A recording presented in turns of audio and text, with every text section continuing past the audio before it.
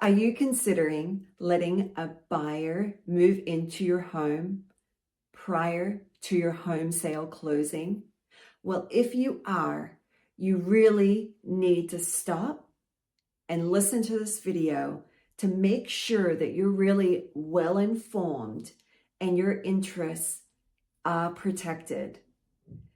You see, I am Melissa Shaw of Lewis Realtors, and I have helped over thousands of people with moving and selling. And there are those instances where the stakes are high and there's pressure, and they're like, I'm going to be homeless, or I need to get in because the moving truck's already ordered.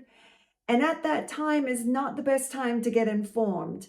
So today I am here to give you some food for thought on what to think about now before you're in that situation to be proactive so you can really make sure that you're making the best sound decision for you. So first of all, I will go over, some good things about maybe allowing someone in before closing. It does not necessarily mean that it's the right decision for you. This is a very, very independent decision that you need to make on your own that has been well educated from an attorney, realtor, insurance person, and the like. Okay, so some positives of things that you can benefit from someone moving in early is it may just keep the deal together. It may be that the buyer is really well vetted, you feel really comfortable, and it might just keep the deal together for you and it all work out just fine. I would say in 21 years, this has happened for me in my transactions maybe just a handful of times.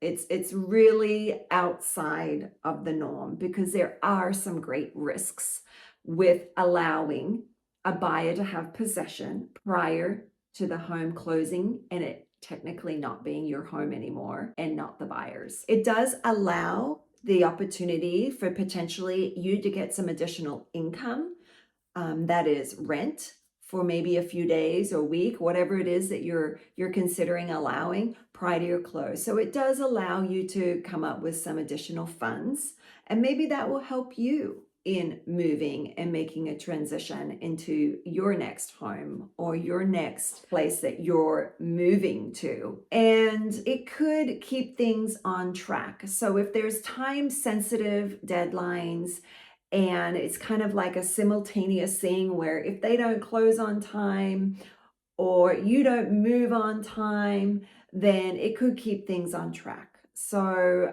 and there is costs to keeping things on track too. So you really have to weigh up these things really, really, really carefully. Now, let's talk about the potential pitfalls for you. The number one thing that we should talk about is the fact that we don't know for sure if it will close, which is a huge unknown.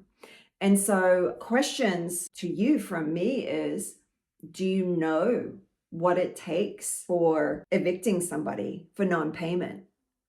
Do you know the legalities of how many days in your state, in your city, or your county that if they've been there for a certain amount of time, they've automatically got squatters' rights? These are very viable, really interesting things that you really need to know. I stress, really need to know before even considering this.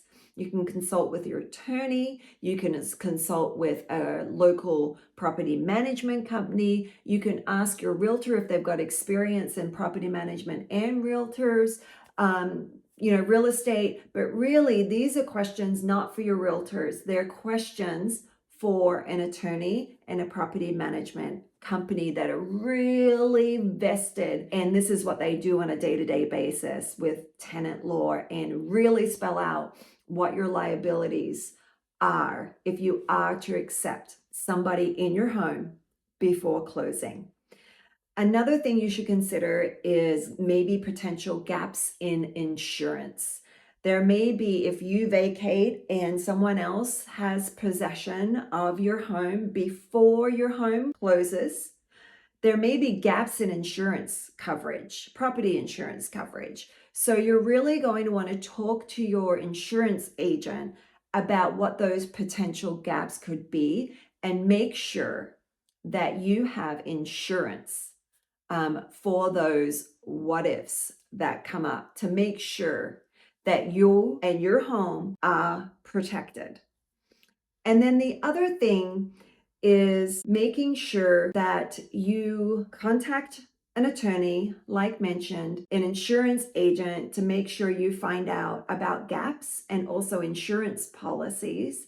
But the other thing, and the last thing I want to mention for you, is just really making sure you're doing your due diligence and discussing and communicating with your realtor to make sure that all contingencies are satisfied.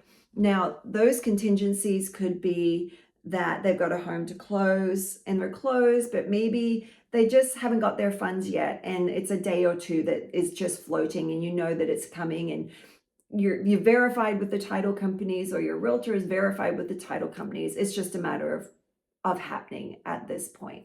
You want to make sure that the inspection contingencies are satisfied, any appraisal contingencies are satisfied, and any other contingencies that your realtor is aware of that is on your sale. This will really minimize your risk and optimize a hopeful, fruitful ending for you. So if you are considering a move and you do have a question about real estate, or maybe this area of anything else you should be aware of, and want to run a scenario by me, feel free to pick up the phone, call me, or simply just go to my website, homesbylewisrealtors.com today, and let's get together and we'll get your questions answered.